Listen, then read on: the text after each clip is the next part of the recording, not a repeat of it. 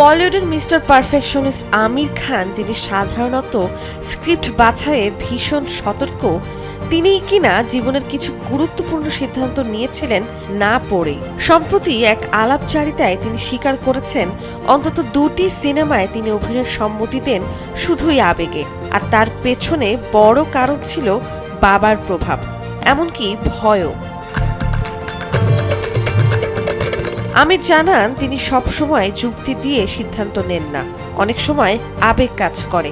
বিশেষ করে তার বাবা তাহির হোসেনের ক্ষেত্রে তিনি ভীষণ প্রভাবিত ছিলেন। বাবার কথা অমান্য করার সাহস তার ছিল না, আর সেই জায়গা থেকেই কিছু অপ্রত্যাশিত সিদ্ধান্ত নিয়ে ফেলেন তিনি।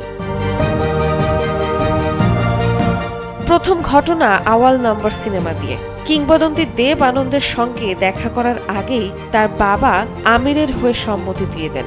স্ক্রিপ্ট শুনতে চাইলে বাবা তাকে স্পষ্টভাবে না করে দেন।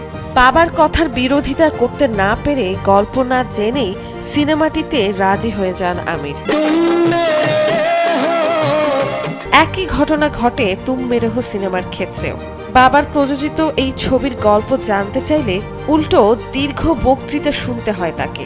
শেষ পর্যন্ত হাল ছেড়ে দিয়ে স্ক্রিপ্ট না জেনেই কাজ শুরু করেন। মজার ছলে আমির খান বলেন, যেসব ছবিতে ভেবেচিন্তে স্ক্রিপ্ট পড়ে কাজ করেছি, সব দোষ দিতে চাইলে সেগুলোর জন্যই দিন। নন্দিনী আহসান, সময়ের আলো।